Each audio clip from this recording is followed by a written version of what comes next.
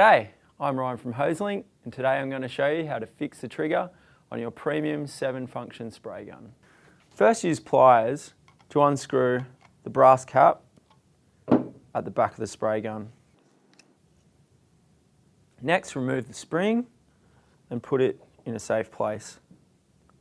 Squeeze the trigger and using your pliers, remove the plunger from the back of the spray gun. If the plunger gets stuck, like this, use your pliers for extra leverage. Once removed, make sure to clean the plunger and the chamber like this.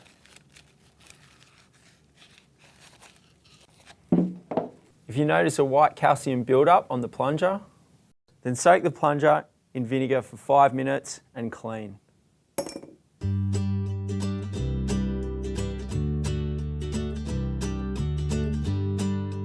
Next, lubricate the pin with the lubricant provided.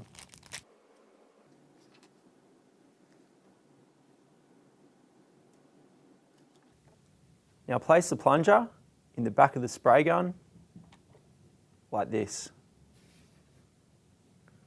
Put the spring back and finally do up the brass cap.